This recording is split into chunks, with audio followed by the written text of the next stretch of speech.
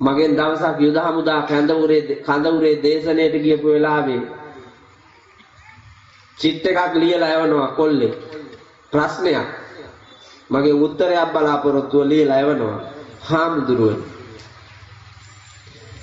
මං දේශනේ අහගෙන හිටියා තේකට නවත්තන කම්ම. ඒ කියවෙච්ච කතාවන්ට අනුව මම මේක අහන්නේ. සැමියා මැරිච්ච බිරිඳක් ඉන්නවා. ඇගේ කැමැත්තෙන් මට එන්න කියලා තියෙද්දි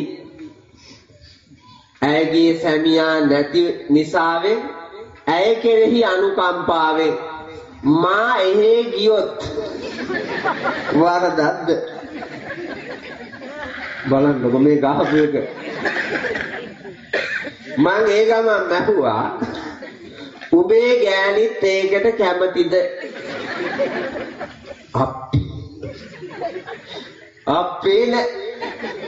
ඒකට කැමති නෑ. ගෑණිට හොරේ. පුතා වැරදිච්ච තැන. ගෑණිට හොරේ. ගෑණිත් කැමති නම් තුන් දෙනාම එකතු වෙලා මේ පරිත්‍යාගය කරන්නේ නම් ඒක දානයක් තමයි. ඒක පරිත්‍යාගයක් කිව්වා. මං කිව්වා එකෙක් හරි අකමැති නම් ඒකේ තියෙන පුතා වංචාව. දන් දෙනවා කියලා අපිට පූජා කරන්න මොනවද පුළුවන්? අපිට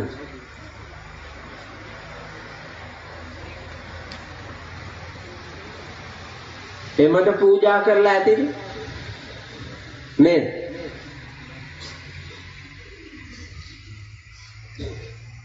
සමහරු ජීවිතයෙන් පූජා කරපු අයත් ඉන්නවා මෙතන දැම්පා. පාලාල් මිල්ල කොටුවේ මන් දන්නේ. ජීවිතයෙන් පූජා කරලා තියෙන්නේ කාටද? තොර මිනිහට. සමහර විට හොර ගෑනිට ජීවිතයෙන් පූජා කරලා ගෙදර උන්ට වඩා ආදරය හට්ට නෑ. එකක් හරි තියෙනවා පුතහල් මිල්ල කොටුවේ. අය නැත්තම් මේක සදිව්‍ය ලෝකයෙන් පාතුර්භූත වෙච්ච කෑල්ලක් වෙන්න ඕන. මන් දන්නවා අනිවාර්යයි තියෙනවා. අනිවාර්ය. එහෙම චරිතයක් තියෙනවා නම් හොඳට මතක තියාගන්න විනාශය මිහි පිටම මැරෙන්න ඉස්සලා හම්බෙනවමයි. විශේෂයෙන් සල්ලාල චරිත තියනා නේද පුතා? මැරෙන්න ඉස්සලා පටිසන් දෙනවමයි කොටසක්. මිහි මඩලේ මිනිසුන්ට පේන්න. ඒකයි ආයේ මෙතකයි කියලා නෑ සමහර විට ආදීනෝ. එහෙම කැත ගති ලක්ෂණ තියෙන අය අපි ගාවේ ඉන්නවා. ඒවා පුතා පරිත්‍යාග නෙවෙයි. හැබැයි සමහර අම්මන්ඩිලාට ඒ වාසනාව නෑ. ඒ අත්තන්ගේ ධනෙ විතරයි. ඇයි? ගෙදර ඉන්න වැඩකාරයාට අතට සල්ලි දීලා කියනවා හෝටලයට ගිහිල්ලා ඉන්දියාප්පයි හොදී ගෙනිලා පන්සලට දීපේ කියලා. ගෙදර උන් අත තියලා නෑ පුතා. ගෙදර උන් අත තියලා නෑ අරක. හොරාකාපු සල්ලි වලින් කීයක් හරි දීලා තියෙනවා ඉන්දියාප්ප වලටයි හොදී වලටයි. ඒ අර ඒකට අර හොරාකාපු සල්ලි වලින් දුන්න. ලංකාවේ ධනවත්තුන්ගෙන් පුතා 100ට වැඩි ගාණක් ඉන්නේ හොරු. හඳුරු කොහොමද එහෙම කියන්නේ? එහෙම කියන්නේ? එහෙම කියන්නේ ලංකාවේ අසම්මුරන් නෑර රින්ගාගෙන ගියපු හින්දා අම්මා. අප්පලා සල්ලි හොයන ක්‍රමයේ දන්න හින්දා අම්මා. විවිධ රැකියාව වෛද්‍යවරයෙක් හිතන්නකෝ වෛද්‍යවරයෙක්. බෙහෙත් ගන්න යන ලෙඩාව කනවනේ පුතා. බාගෙට මරලා නෑ නැත්නම් මාස 9කුත් මම මේවා අහගන්න ඕනේ. මාස 9කුත් දවස් ගාණක් යනකම් ගැබිනි අම්මා කෙනෙක් ගැබ් ගත්ත දවසේ ඉඳලා වෛද්‍යවරුන්ට පෙන්නලා උන්දට බෙහෙත් විදලා නානාවිධ බෙහෙත් වර්ග දීලා ස්කෑන් කරලා බලලා විවිධ එව්වා කරලා මිඩ්වයිෆ් නෝනලා නර්ස් නෝනලා වෛද්‍යවරු මෙවුන්දාට සාත්තු මේචල් කරනවා හීන් එක නිරෝගී කොට අම්මාද නිරෝගී කොට මේ ලෝකයට බිහි කරවා ගන්නට අවසානයේ එච්චර ප්‍රතිහාර්ය පාපු දොස්තරවරයාම කියනවා නම් බබා හම්බෙන්නේ නැහැ කපලා තමා සීසර් කරලා තමා ගන්න වෙන්නේ කියලා මොකද්ද පුතා ඒ දොස්තරකම ඈ ඒක ඒ මිනිහගේ තියෙන දොස්තරකම 9 මාසෙකුත් දවස් ගාණක් මේ පස්සෙන් ඇවිදලා සල්ලි හූරා කාලා මේක අන්තිමට සීසර් කරමු කියලා කියනකොට තියනද වෛද්‍යව සීසර් එකට ගෙවන සල්ලි ගන්නවා පුතා අර හූරා කාපු මිනිහා ආපහු ආණ්ඩුවෙන් ගෙවනවලු ඒ සීසර් කරනවට සල්ලි වෙනවා ඒකත් ගන්නවා ස්කෑන් කෙරුවටත් ගත්තා බේත් ලියපුවටත් ගත්තා තුන්ඩුව ගන්න තැන ඉඳලාම ගත්තා රටේ සල්ලි වලින් ඉගෙනගෙන මේ කරන වංචාවෙන් මේක හොරා නෙමෙයිද දම් පිට දන් දුන්නත් වැරද්ද පුතා ඒ තමයි ඔක්කොම දොස්තර මහතුරු නෙමෙයි තමයි මන් දන්නවා බහුතරයක් එහෙම ඔක්කොම මිනිස්සු එහෙම නෙමෙයි තමයි බහුතරයක් එහෙම ඔක්කොම ඉස්කෝල මහතුරු එහෙම නෙමෙයි බහුතරයක් එහෙම ඔක්කොම පොලිසිය මහතුරු එහෙම නෙමෙයි බහුතරයක් එහෙම අර වැලි ලොරි මං රැයට යනකොට බලාගෙන ඉන්නේ මටත් කේන්ති ඇවිල්ලා වෙලාවකට මං කොල්ලා අතින් කියනවා බැහැලා මේ අකුන්ට කනට ගහන්න හිතෙන වැඩනේ අප්පා මේ ලොරියක් පුතා වාහල් කඩින් පිට වෙන්නේ හවස කොළඹට යන්න ඕන පුතා ලොරිය ගිහිලා දීලා තියෙන කාලය අනුව ලොරිය ගෙනහිලා වැලි බාලා ඉවර කරන්න ඕන මග තිකට සියක් පොලකට වඩා අර ලොරි කාර්යව නවත්තනවා නවත්ත 100 කොළ බැන්ඩලයක් තියාගෙන යන්නේ පුතා මෙහෙම 100ක්වත් දෙන්න ඕන වැලි ලොරි කාර්යෝ මගේ අතින් කි ස්වාමීන් වහන්සේ ඉතින් වැලිත් වැඩි මිලට තමයි බාන්න වෙන්නේ මග ඉන්න පෙරේත කොටු ටික දීගෙන යනකොට නැත්තම් අපිට නෑ ඒ හින්දා අපි මේ වැඩේ කරන්න වෙනවා කියලා කිව්වා ඒ විදිහේ තියෙනවා පුතා මේ රටේ දැන් එක රාජ්‍ය සේවයක්වත් නෑ හොරා කන්න හැයි කියලා කියන්න තරම් ඉස්කෝලේ විතරයි තිබ්බේ දැන් ඉස්කෝලෙත් හොරා කාලා විදුහල්පතිවරු ගණනාවක් ඉන්නේ පුතා අල්ලස් අරගෙන ඒ තරම් කැත විදිහට සමාජ ක්‍රමයේ ගරා වැටිලා තියෙනවා දෙන්න නෙමෙයි තියෙන්නේ ඛණ්ඩ තමයි හදන්නේ හොරා කනවා හාමුදුරු කෙනෙක් කවියක් ලියලා තිබ්බ පුතේ ලස්සන එක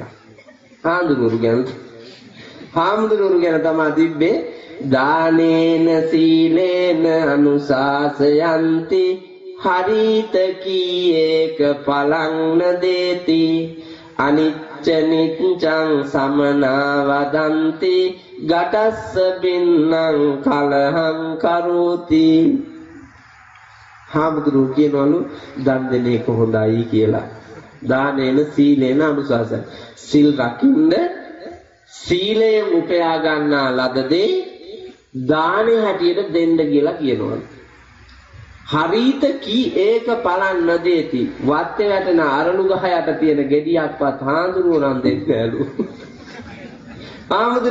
නෑලු හැබැයි හාමුදුරුවෝ කියනවා සහතික කතාව ලංකාවේ ජාතිකත්වය ගැන කතා කරන භික්ෂුවක් වෙන ඔය ඉහළ ප්‍රමාණයේ ඉන්න යතිවර භික්ෂූන් ජාතිකත්වය ගැන කතා කරනවා නම් පිටරට අරාබියට විකුණලා තියෙන ගෑනු ටික වහාම රාජ්‍යයට කියලා රජයට කියලා ගෙන්න ගන්න ඕන ලංකාවට. ගෙන්නාගෙන එවුන්දලා රට ගිහිලා ඉන්නේ ජීවත් වෙන්න විදියක් නැතුව. දාස වැඩට ගිහිල්ලා ඉන්න අය ඉන්නවනේ. ඒ දාස වැඩට ගියේ ජීවත් වෙන්න විදියක් නැතුව උන්දලාට පුංචි ගෙයක් හදලා දීලා ජීවත් වෙන්න ජීවනෝපාය මාර්ගයක් හදලා දෙන්න පුළුවන් නම් රජමහා විහාරවල ඔය මහා ධනස්කන්ධයක් හම්බෙන ස්වාමින් වහන්සේලා අය පාරේ ගහ ගන්න ඕනේ නැහැ පුතා. පාරේ ගහ ගන්න ඕනේ නැහැ. ජාතිකත්වයට හිමි මිනිස්සු ආගම දහම හැර යන්නේ කවදාම බින්දෙන්න. සල්ලි කොච්චර හම්බෙනවද පුතේ? දේශ විදේශගත සල්ලි කොච්චර හම්බෙනවද?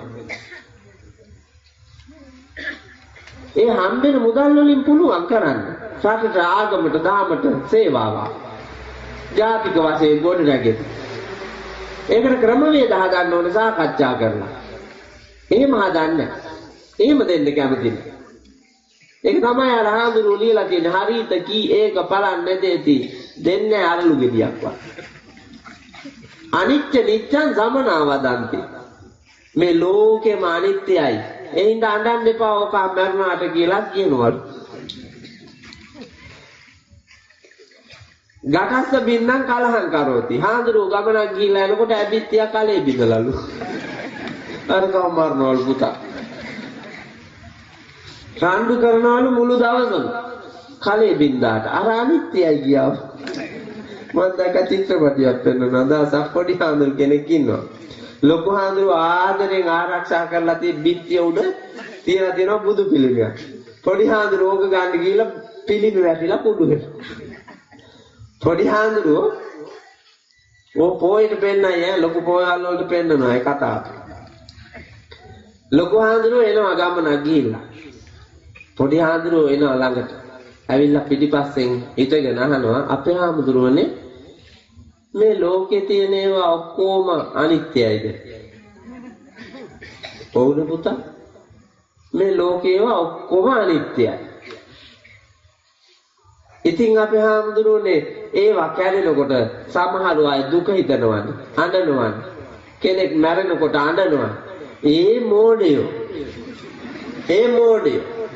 ප්‍රඥාවන්තයෝ කවදාක්වත් පැවිද්දෝ කවදාක්වත් මය පුතා Taman සතු දෙයක් කැඩෙනකොට බිඳෙනකොට නැති වෙනකොට මැරෙනකොට අඬන්නේ දුක් වෙන්නේ නැහැ.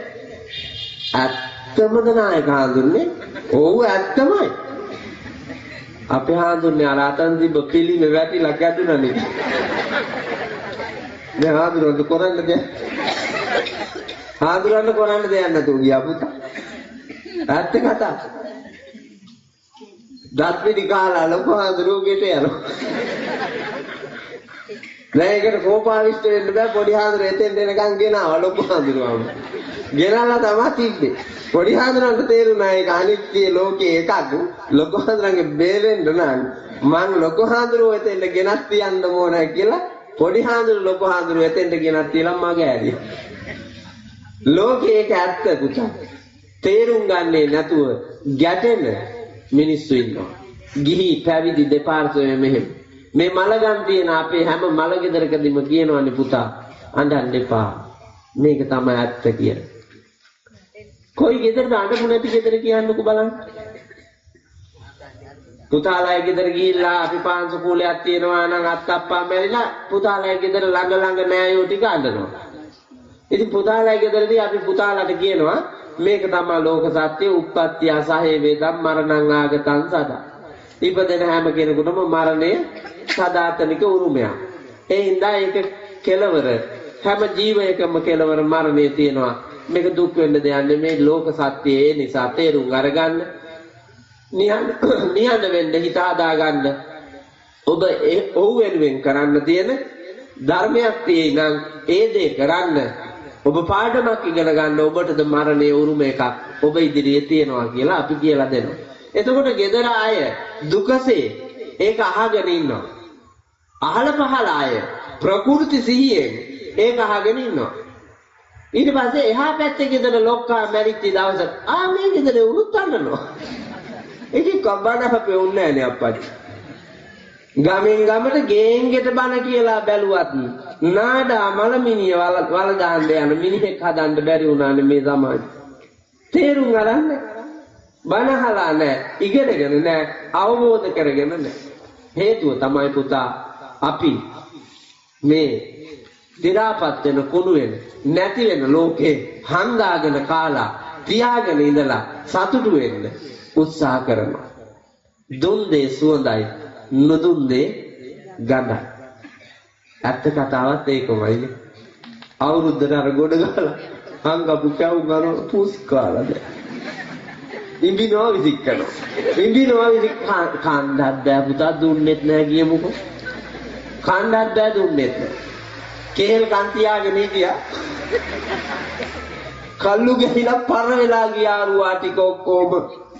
කෑවෙත් නෑ දුන්නෙත් නෑ. අම්මට අප්පට දෙන්න තරම් හිත නැති කී දෙනෙක් ඉන්නවද පුතා මෙතන? අම්මට තාත්තට දෙන්න නැතුව කන කී දෙනෙක් මෙතන ඉන්නවද? අම්මයි තාත්තයි හදාපු වත්ත පිටි. ගේදොර ගහකොළ එව්වා භුක්ති විඳිනවා සුවසේ සැපසේ. අරුන්දලාට දෙන්නේ නැහැ. පාලාල් මිල්ල කොටුවේ කී දෙනෙක් ඉන්නවද දෙමව්පියන්ට සලකන්නේ? හොඳට බලන්නකෝ. හල් මිල්ල කොටුවේ රොඩි අය කී දෙනෙක් ඉන්නවද? නෑ. ඇත්තටම ඉන්නවා මන් දන්නවා මේ ධම්සභා මණ්ඩපයටත් ආවා කියලා මන් දන්නවා. මේ චෛත්‍යයේ තියෙන වටේ විතරක් මම ඕනනම් පෙන්නන්නම් රොඩියෝ 50ක් 60ක් මට පෙන්වන්න හැකි. බුදු සිරිතට අනුව මම පෙන්නනවා රොඩියෝ 50ක් 60ක්. ඇහැ මානේ. යෝ මාතරම් වා පිතරම් වා ජින්නකං ගත යොබ්බනං පව් සන්තෝ නබරති තංජඤ්ඤා වසලෝ ඉති රෝසකෝ කදරියෝ ච පාපිච්චෝ මච්චරි සටෝ අහිරිකෝ අනුත්තම් පාතේ තංජඤ්ඤා වසලෝ ඉති තංජඤ්ඤා වසලෝ ඉති. ඒ හින්දා ඔහු රොඩියකි. මොකක් හින්දාද? යෝ මාතරම් වා පිතරම් වා යමෙකුගේ අම්මා හෝ තාත්තා ජින්නකම් ගත යොබ්බන තරුණකම නැති වෙලා දි รา පත් වූ ශරීරයක් ඇතුව වයෝවෘද නාකි වුණාම පහූසන්තෝ දරුවන්ට පෝසත්කම තිබියදී නබරති නොසලකයිද ඒ කාරොඩිය. දැන් හල්මි ලොකොටුවේ නෑ මේ චෛත්‍ය මළුවේ නෑ. අද අම්මටයි තාත්තටයි තමන්ගේ දෑතින් බත් ගිහින් දීපු නැති කී දෙනෙක් ඉන්නවද මෙතන? මේ සතියටම බත් එකක් අම්මට තාත්තට බෙදුවේ නැති කී දෙනෙක් ඉන්නවද? 2018 අවුරුද්දටම අම්මටයි තාත්තටයි බත් දුන්නේ නැති කී දෙනෙක් මෙතන ඉන්නවද? වර්ධ සාක්ෂියෙන් අහන්නකෝ. හදවතින්ම අහන්නකෝ. ඒ ඔබමයි රොඩියා. ඒ ඔබමයි රොඩියා. ඒක තමයි සත්‍ය බුදුහාමුදුරන්ගේ දර්ශනයට අනුව.